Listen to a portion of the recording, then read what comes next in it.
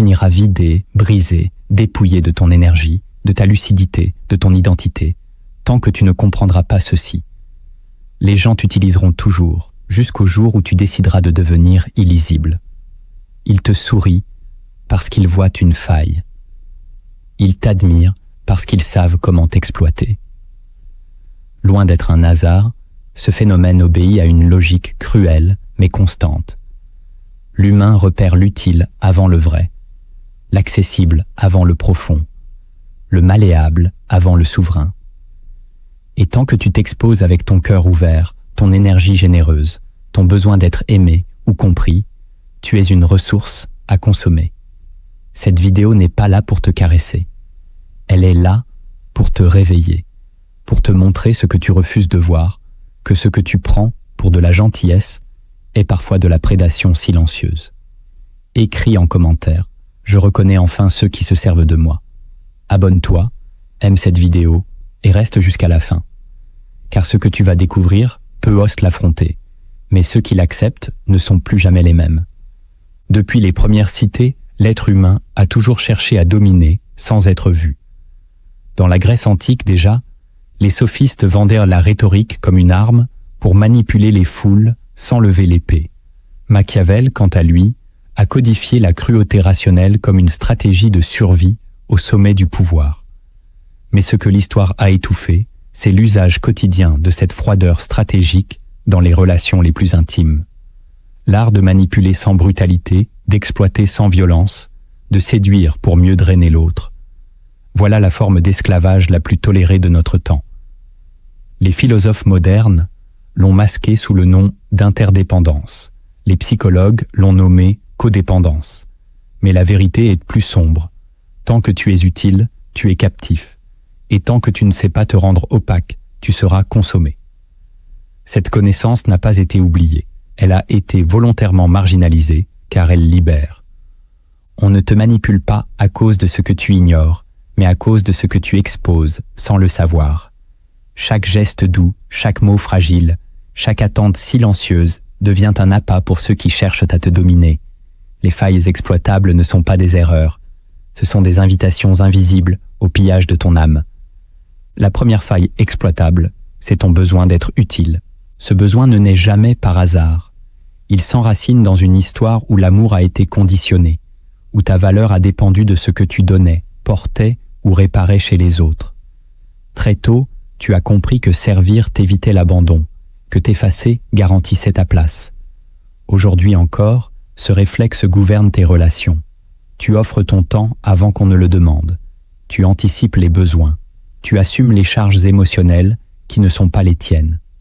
Et ce faisant, tu t'exposes. Les esprits calculateurs repèrent immédiatement ce profil. Ils n'ont pas besoin d'imposer, ils laissent faire. Ils te remercient juste assez pour maintenir ton engagement, mais jamais assez pour te libérer. Tu confonds reconnaissance et dépendance. Plus tu donnes, plus ils prennent, car tu montres que ton identité repose sur l'utilité. Le piège est subtil. Tu te crois indispensable alors que tu es remplaçable. Tu te crois généreux alors que tu es disponible. Et tant que tu cherches à prouver ta valeur par l'effort, tu abandonnes ton pouvoir. La souveraineté commence le jour où tu comprends que ton existence ne doit rien produire pour être légitime. Refuser de porter ce qui n'est pas à toi n'est pas de l'égoïsme, c'est une frontière. Et celui qui sait poser une frontière cesse immédiatement d'être exploité. La deuxième faille exploitable, c'est ta peur du conflit. Tu préfères le malaise silencieux à la confrontation claire. Tu avales ce qui te dérange, tu rationalises ce qui t'atteint, tu te dis que le temps arrangera les choses. Mais ce que tu appelles paix intérieure est souvent une fuite. Les manipulateurs savent que celui qui évite le conflit accepte l'injustice tant qu'elle est feutrée.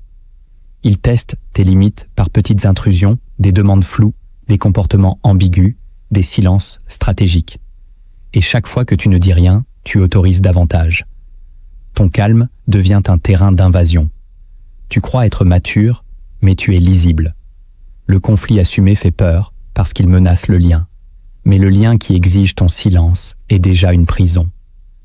Refuser de confronter, c'est accepter d'être façonné par l'autre. la parole retenue devient une dette intérieure, une tension qui s'accumule et t'épuise. Celui qui ne sait pas dire non sans trembler devient une ressource stable pour les esprits dominants. La vraie paix ne vient pas de l'évitement, mais de la clarté. Et la clarté fait toujours reculer ceux qui cherchaient à profiter de ton silence. La troisième faille exploitable, c'est ton besoin d'être compris. Tu expliques trop. Tu justifies tes choix, tu racontes tes intentions. Tu dévoiles tes blessures dans l'espoir d'être reconnu dans ta profondeur. Mais ce que tu offres comme sincérité devient une carte stratégique pour l'autre. Plus tu te racontes, plus tu deviens prévisible. Les manipulateurs n'ont pas besoin de t'attaquer. Ils utilisent ce que tu dis contre toi. Ils savent où te toucher, quand te flatter, comment te faire douter. Être compris n'est pas un droit, c'est un privilège. Et plus tu cherches à l'obtenir, plus tu t'exposes. Le silence maîtrisé protège plus que 1000 explications. Celui qui se rend opaque conserve son pouvoir intérieur. Tu n'as pas à être transparent avec ceux qui n'ont pas prouvé leur loyauté. La profondeur n'a de valeur que lorsqu'elle est gardée. La quatrième faille exploitable, c'est ta loyauté excessive. Tu restes même quand tout indique qu'il faudrait partir. Tu confonds fidélité et sacrifice, constance et abandon de soi. Cette loyauté est souvent héritée, transmise comme une vertu sacrée. Mais dans un monde stratégique, elle devient une chaîne. Les autres savent que tu resteras, alors ils testent jusqu'où ils peuvent aller. Et chaque fois que tu pardonnes sans changement, tu enseignes à l'autre qu'il peut recommencer. La loyauté sans réciprocité est une auto-trahison. Être loyal ne signifie pas être immobile. Celui qui ne sait pas retirer sa présence perd sa valeur. La cinquième faille exploitable, c'est ton espoir que l'autre change. Tu projettes un potentiel là où il n'y a qu'une intention claire. Tu attends un éveil, une prise de conscience, un retournement intérieur qui ne viendra pas. Cet espoir te maintient attaché, patient, disponible. Et pendant que tu espères, l'autre agit. L'espoir mal placé est l'arme préférée de ceux qui utilisent sans s'engager. Tant que tu attends, tu restes. Et tant que tu restes, tu es exploité. Le réel commence quand tu regardes les actes, pas les promesses. La sixième faille exploitable, c'est ta culpabilité latente. Tu portes une dette silencieuse, une impression souterraine que tu dois réparer, compenser, apaiser quelque chose, même si tu ne sais pas exactement quoi. Cette culpabilité ne vient pas toujours d'une faute réelle, mais d'un système affectif mal construit, où on t'a appris que tu étais responsable des émotions des autres.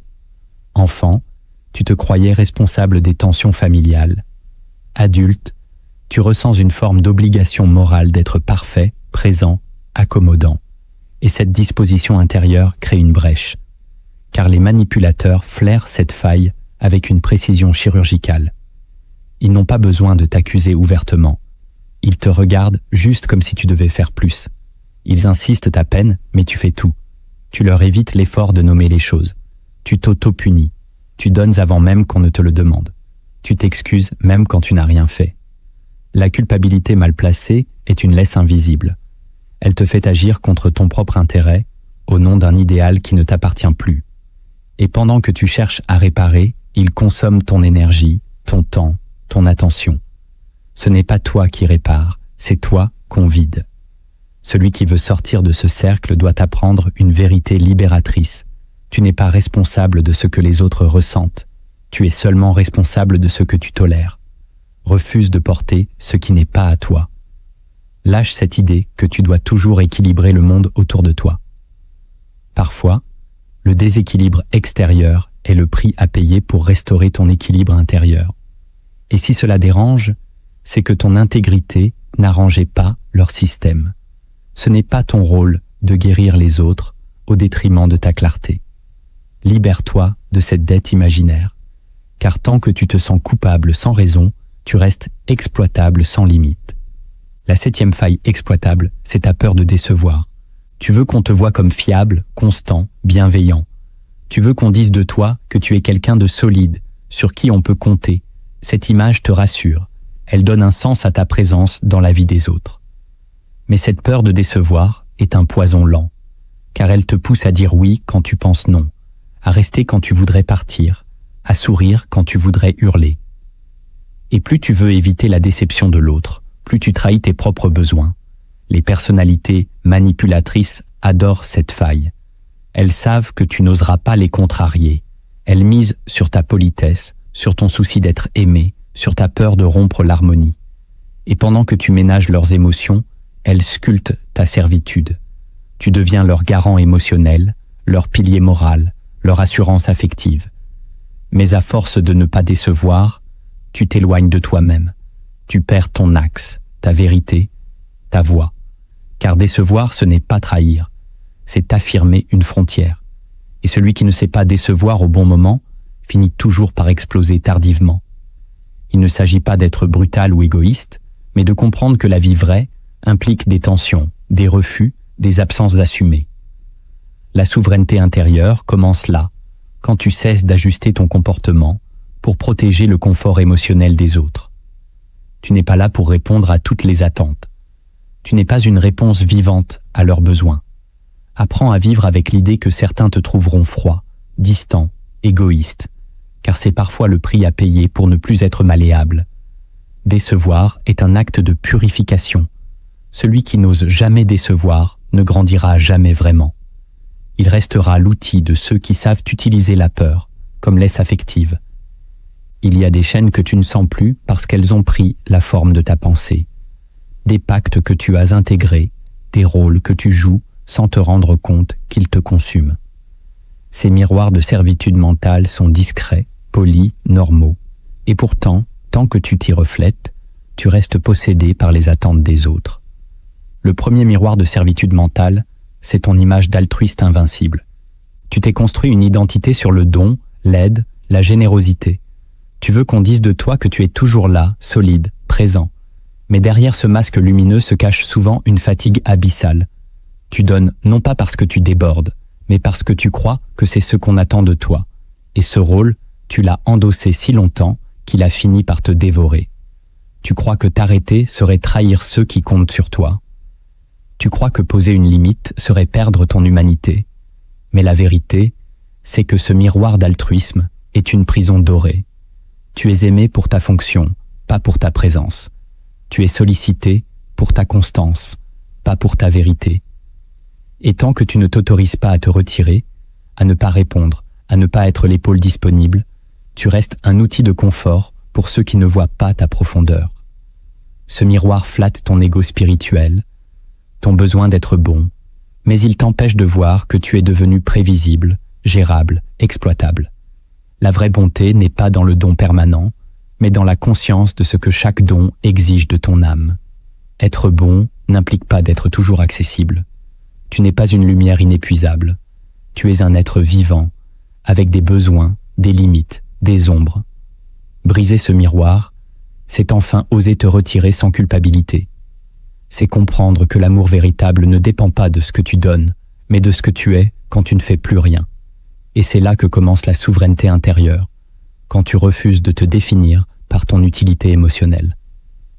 Le deuxième miroir de servitude mentale, c'est ta croyance dans la dette affective. Tu penses que parce qu'on t'a tendu la main un jour, tu dois rester fidèle toute ta vie. Tu crois que tu dois te sacrifier en retour, comme si tu étais redevable d'exister. Cette logique est ancienne, presque tribale. Ne jamais tourner le dos à celui qui t'a aidé. Mais cette loyauté devient un piège quand elle n'est plus libre. Car ce que tu donnes maintenant, tu ne le donnes plus par amour, mais par obligation morale. Tu restes dans des relations mortes parce qu'elles t'ont autrefois nourri. Tu excuses des comportements destructeurs parce qu'ils viennent de gens qui t'ont autrefois soutenu. Et chaque fois que tu choisis la fidélité à un souvenir plutôt que la clarté présente, tu te trahis. Tu confonds la gratitude avec la soumission. Tu crois honorer ton passé, mais tu sacrifies ton futur. Et ceux qui t'exploitent n'ont qu'à rappeler subtilement ce qu'ils ont fait pour toi pour réactiver ta chaîne mentale. Tu ne peux plus avancer, car ton cœur est lesté d'une dette qui ne finit jamais. Mais l'amour véritable ne se transforme jamais en prison. Il n'exige pas la perpétuité, Briser ce miroir, c'est oser reconnaître que certains gestes généreux du passé ne justifient pas une emprise éternelle, que ce n'est pas ingrat que de s'éloigner de ce qui ne nourrit plus. C'est juste une forme supérieure de discernement. Ta vie ne doit pas être conditionnée par ce qu'on t'a donné autrefois. Elle doit être gouvernée par ce que tu discernes aujourd'hui.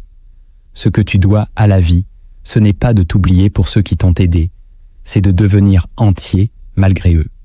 Le troisième miroir de servitude mentale, c'est ton idéal du bon rôle. Tu veux être le bon fils, la bonne sœur, le collègue loyal, le partenaire exemplaire. Tu veux jouer parfaitement le rôle qui t'a été assigné, comme si ton honneur dépendait de ta capacité à incarner ce que l'on attend de toi. Mais ce rôle, ce bon rôle, est un moule étroit qui t'étouffe. Il ne laisse pas de place à ta colère, à tes doutes, à tes désirs inavouables. Il te pousse à te contenir, à sourire quand tu saignes, à rester digne quand tu devrais exploser. Et ce que tu crois noble est parfois juste une forme de refoulement. Les autres te respectent pour cette façade, mais ils n'ont jamais connu ta vérité. Tu deviens une figure fiable, mais creuse. Et plus tu joues ce rôle, plus tu te déconnectes de ta spontanéité. Tu crois que ton respect vient de ta cohérence, mais il vient en réalité de ta conformité. Et cette conformité te coûte. Elle t'empêche d'évoluer, de changer, de remettre en question ce qu'on t'a inculqué. Elle fait de toi un personnage au service du récit des autres. Briser ce miroir, c'est oser être incohérent. C'est choisir d'être vivant plutôt qu'exemplaire. C'est oser te retirer du rôle attendu pour incarner un être humain entier, qui doute, qui échoue, qui refuse parfois. Ce n'est pas ton perfectionnement moral qui te rend libre, c'est ton droit au désaccord. Et tant que tu ne t'accordes pas ce droit, tu restes pris dans un théâtre où tu n'écris jamais le scénario. Le quatrième miroir de servitude mentale, c'est ta peur d'être égoïste. Tu as intégré l'idée que penser à toi, c'est blesser les autres, que poser une limite, c'est être dur, que choisir ton bien-être, c'est trahir ceux qui comptent sur toi. Et cette croyance te pousse à te nier. Tu étouffes tes besoins pour préserver la paix. Tu réduis ta voix pour ne pas faire d'ombre. Tu renonces à tes élans pour ne pas créer de vagues. Tu crois être généreux, mais tu es absent à toi-même. Et ceux qui veulent te contrôler adorent ce miroir. Ils l'alimentent avec des phrases douces, culpabilisantes, moralisantes. Tu veux te reposer? Tu es égoïste? Tu refuses de faire encore un effort? Tu n'aimes pas vraiment. Ce miroir est puissant car il transforme ta lumière en dette morale. Il t'oblige à briller pour les autres, même quand tu es à bout. Briser ce miroir, c'est réhabiliter ton droit d'exister sans te sacrifier. C'est comprendre que l'amour vrai inclut le respect de soi. Ce que tu donnes, sans conscience, devient un poison. Et celui qui se protège n'est pas égoïste, il est lucide. Le cinquième miroir de servitude mentale, c'est ton besoin de validation silencieuse. Tu ne demandes rien, mais tu espères tout. Tu ne réclames pas, mais tu attends. Un mot, un regard, une reconnaissance implicite. Tu veux que l'on devine ton mérite, que l'on sente ta valeur. Et tant que cette validation ne vient pas, tu continues à donner plus, à faire plus, à t'adapter davantage. Tu crois que le jour viendra où l'on te verra enfin. Mais ce jour n'existe pas, car ceux qui profitent de toi ne voient pas ton mérite, ils voient ta disponibilité. Et chaque geste de plus que tu fais renforce leur pouvoir. Tu deviens ton propre bourreau, en espérant une récompense invisible. Briser ce miroir, c'est comprendre que l'attente silencieuse est une forme de soumission. Tu n'as pas à mériter l'amour. Tu n'as pas à t'effacer pour être vu. Écris en commentaire. Je me libère de tout ce que j'attendais en silence. Le sixième miroir de servitude mentale, c'est ta confusion entre amour et tolérance. Tu crois qu'aimer, c'est tout accepter, que l'amour véritable est inconditionnel, que la preuve d'un cœur pur réside dans sa capacité à tout encaisser. Et cette croyance, aussi noble en apparence, est un piège redoutable, car elle t'amène à confondre patience et aveuglement, fidélité et déni, compassion et soumission. Tu restes là où l'on t'épuise, tu pardonnes là où il faudrait partir, tu tends la main à ceux qui te la brisent. Tu te dis que l'amour guérira, que le temps transformera. Mais ce que tu nourris En réalité, c'est un cycle d'effacement progressif. Et les manipulateurs adorent cette confusion. Ils te laissent croire que ton endurance est une vertu alors qu'elle devient ton cercueil. Ils ne te remercient pas pour ta bonté, ils comptent dessus. Tu crois que ton amour les changera, mais c'est eux qui transforment ton amour en faiblesse. Ce miroir te fait perdre le discernement. Il te pousse à maintenir des liens morts, des dialogues vides, des attaches douloureuses, au nom d'un idéal romantique ou spirituel. Briser ce miroir, c'est oser redéfinir l'amour. C'est comprendre qu'aimer, parfois, c'est dire non. C'est poser une limite nette, c'est protéger son espace intérieur de ce qui souille, use ou détourne.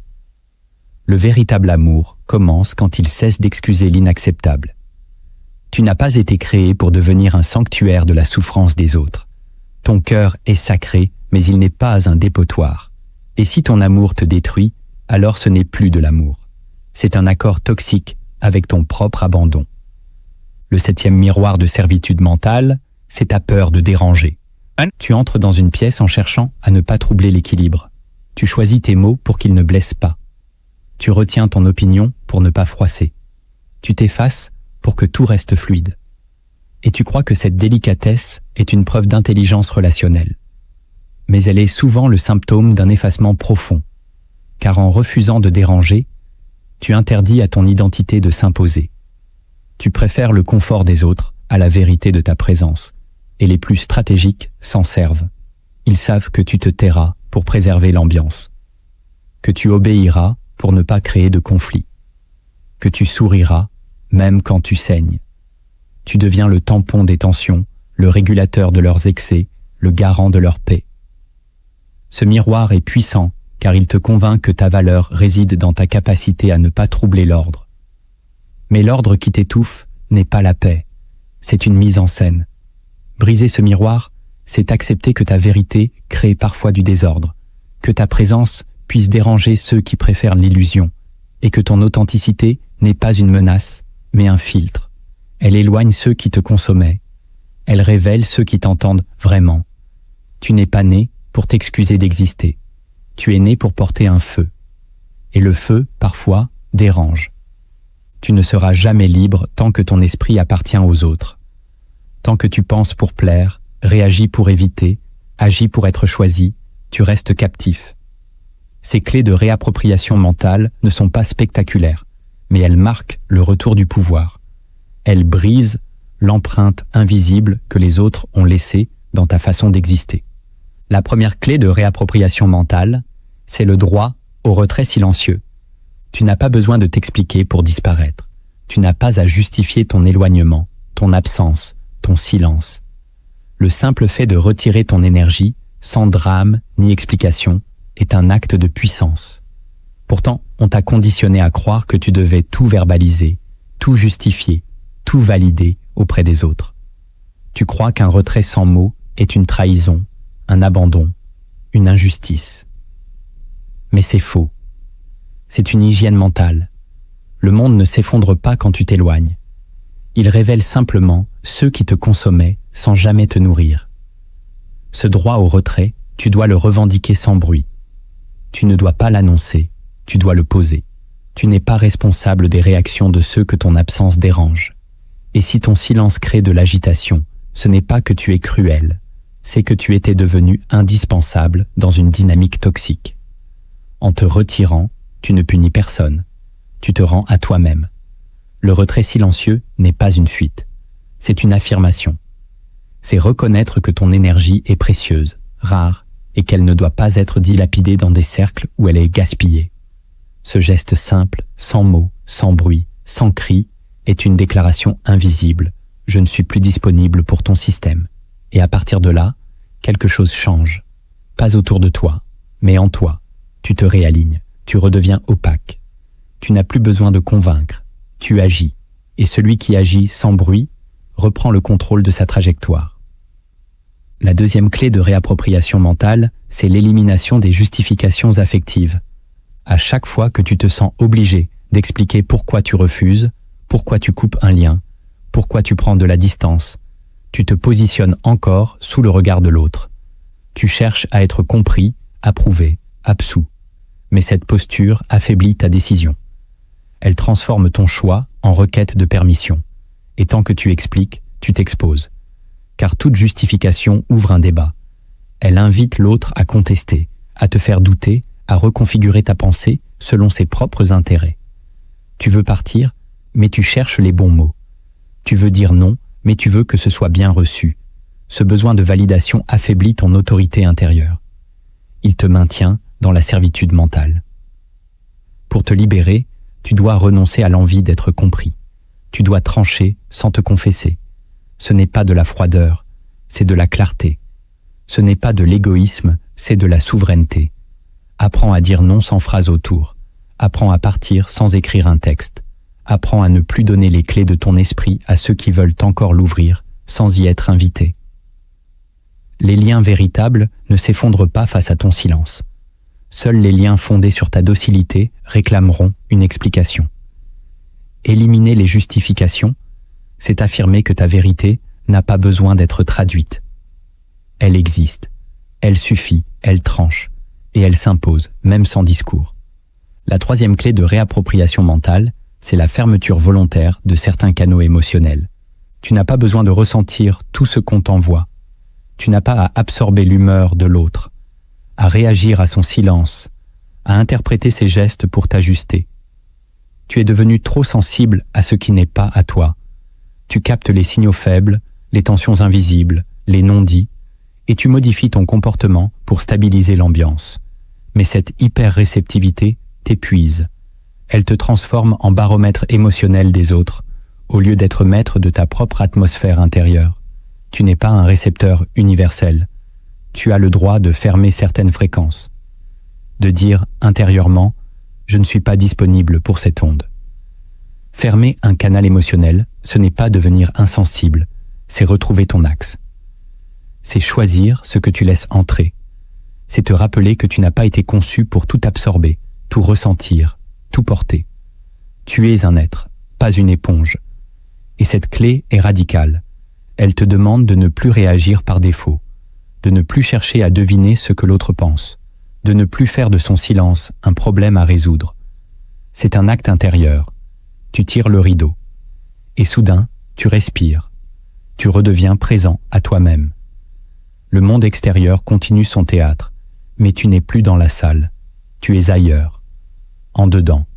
Et c'est là que commence ta paix. La quatrième clé de réappropriation mentale, c'est la maîtrise des micro-concessions. Tu crois qu'un petit oui n'a pas d'impact, que céder une fois n'est pas grave, que laisser passer un détail, un mot déplacé, un geste intrusif n'a pas de conséquences. Mais c'est faux. Les micro-concessions forment une chaîne.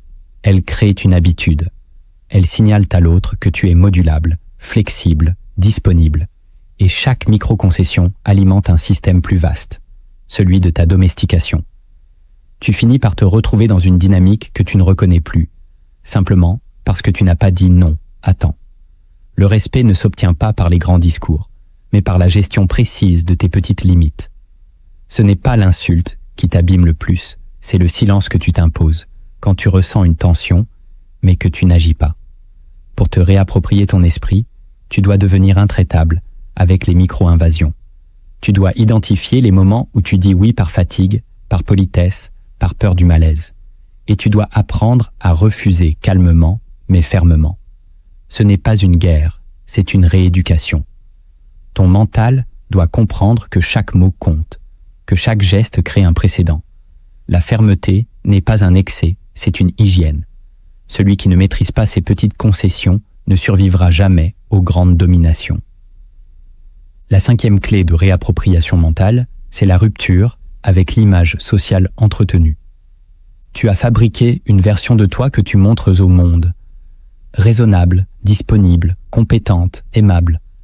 Cette image te protège. Elle t'a permis d'être accepté, intégré, valorisé. Mais elle t'a aussi enfermé. Tu n'oses plus déplaire, changer, improviser. Tu vis pour maintenir une cohérence extérieure qui te tue intérieurement. Et cette image devient un masque qui agit à ta place. Les autres s'adressent à elle, pas à toi. Ils te sollicitent selon ce qu'elle projette, pas selon ce que tu es devenu. Briser ce miroir demande du courage. Cela implique de surprendre, de dérouter, de perdre des places, des statuts, des liens. Mais c'est le prix de ta liberté. Tu n'es pas né pour incarner un rôle fixe. Tu es un mouvement, pas une fonction. Reprends ton esprit en laissant mourir les représentations figées de toi-même. Tu verras qui reste. Et tu verras, surtout, qui tu deviens. La 6e clé de réappropriation mentale, c'est le refus d'être interprété. Tu es devenu une matière à analyse. Chacun y va de son avis sur ton comportement, tes silences, tes choix. On te lit, on te traduit, on te juge, et au lieu de poser une barrière, tu t'expliques, tu corriges, tu clarifies. Tu veux que ton intention soit comprise, que ton message soit limpide. Mais cette volonté d'être bien interprété te rend vulnérable. Car ceux qui veulent te manipuler utiliseront toujours l'interprétation comme levier. Ils te diront ce que tu es devenu, ce que tu as voulu dire, ce que tu ressens vraiment. Et plus tu entres dans ce jeu, plus tu leur donnes accès à ton système intérieur. Tu cèdes ton autorité en tentant de contrôler leur perception. Mais la vérité, c'est que tu ne dois rien à leur lecture. Ce que tu es ne se négocie pas. Ce que tu choisis n'a pas à être compris pour être valide. Refuser d'être interprété, c'est poser un mur invisible entre toi et les projections des autres. C'est dire intérieurement « je ne suis pas un terrain d'analyse, je suis un territoire fermé ». Ce refus, silencieux mais ferme, est une coupure énergétique. Il t'enracine dans ta vérité sans chercher à la faire approuver. Celui qui veut tout clarifier devient lisible. Celui qui accepte d'être mal compris devient imprenable. Ne cherche plus à ajuster ton langage pour qu'il plaise, ni à corriger la perception de ceux qui déforment. Laisse-les dans leur récit. Tu n'as rien à y défendre. Ton esprit ne leur appartient pas. La 7e clé de réappropriation mentale, c'est la discipline du recentrage quotidien. Le monde te disperse, les attentes te fragmentent, les relations te divisent, et si tu ne te recentres pas chaque jour, tu perds le fil de ton identité. Le recentrage n'est pas un luxe spirituel, c'est un acte de survie mentale. Chaque matin, chaque soir, tu dois revenir à toi, couper le bruit, fermer les connexions, rappeler ton énergie éparpillée. Tu n'as pas besoin d'un rituel complexe, tu as besoin de constance. 5 minutes de silence, une phrase que tu répètes, un souffle que tu observes. Ce n'est pas la forme qui compte, c'est l'intention. Je reviens en moi. Cette discipline est discrète, mais elle crée une structure intérieure.